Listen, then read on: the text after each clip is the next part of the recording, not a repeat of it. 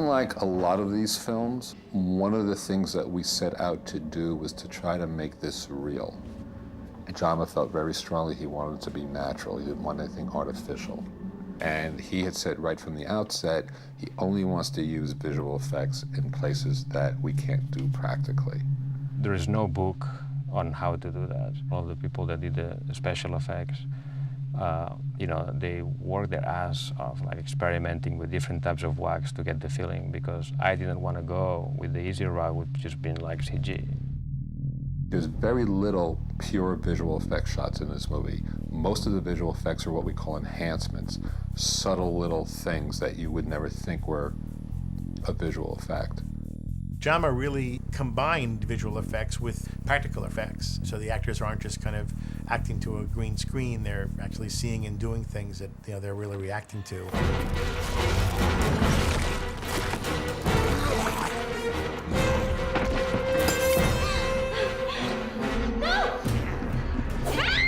Jama wanted to keep things looking very real. As far as referencing the melting wax, the first to the original was actually real melting wax, I believe. I mean, they didn't have the visual effects that we have today. Our version of House of Wax is very loosely inspired by the original.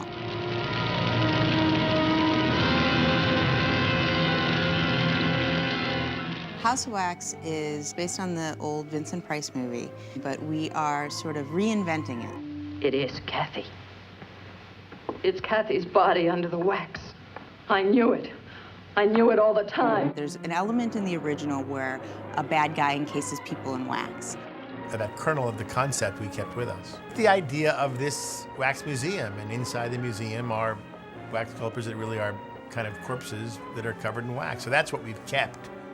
So I think it's always looking at what we're about to do and saying, okay, how can we do this in a way that has never been done before? What is a new angle into it? So let's understand and recognize, okay, what's the cliche?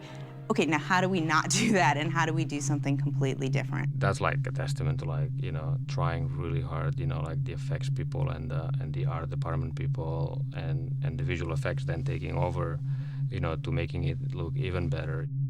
For this material, he didn't feel it shouldn't have been very controlled and super stylized and really slick looking. Instead, it needed to be raw and real and almost have, in certain spots, almost a documentary style to it. It's almost hard to explain because you have to see the raw material and then you have to see it put together. And what you realize is that what looks kind of very off the cuff is actually incredibly planned and very strategic and comes together really well. There was a lot of collaboration. The special effects department was very instrumental in providing the on-set effects that we would have to then blend our effects into. He wanted a very dark, sort of ominous feel to the film. I think we achieved photorealistic effects. The wax figures that were created by the wax department, we had to help with those. They were very successful in melting the figures, but it just took a little bit too long. So we did some retiming of the melting sequences, but then we had to also keep the wax feeling like it was melting real time. There's a fine line between speeding something up and having it look like it's sped up. So we composited patches back over at real speed, so we kept certain areas that were actually at real speed while the overall effect was the face was melting as we wanted it to. The face, Vincent's face, as they were conjoined twins, separated by their father when they were children. One of the children got the full face, and the other one got sort of short-changed. As we see the reveal of Vincent's face, we realise that there's actually a large portion of his face that's missing. Oh, shit. Joel wanted the face to be actually missing, to have space where the face should be, so that it couldn't be just a clever prosthetic, but it had to be something else.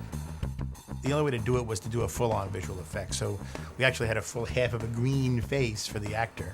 When the green face was put into the computer, we could actually sculpt, but we had to sculpt on it, and it looks like something you've never really seen before.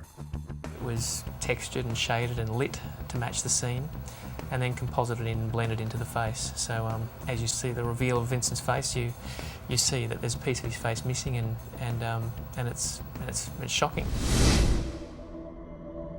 Jama picks the finest details, and he knew what he wanted to a certain extent. So we're all sort of going through a learning process of how this is going to eventually look.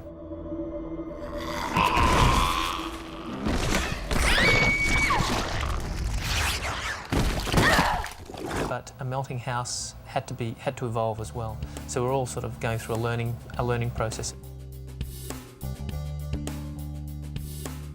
We were asked to do like a whole house made out of wax.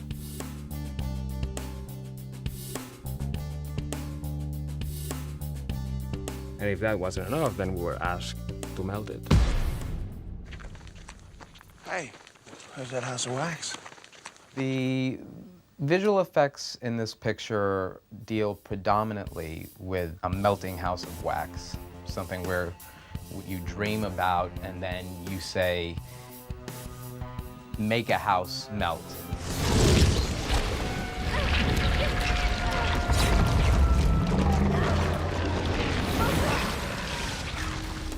With this vendor, Photon, they built us a beautiful scaled miniature. So this is a 1/10 representation of the interior set. We use this to explain the detail of the surface finishing, the level of degradation, and then we'll move into the 1/3 finished sections so that we can move towards the end result of the filming so that we've got it correct.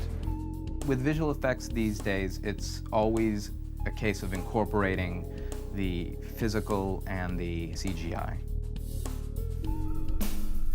Generally speaking, we simulated the wax separated. We shot elements for it, and there was a lot of compositing of dripping elements of wax-like substances to create the feeling that the house was hot and really melting.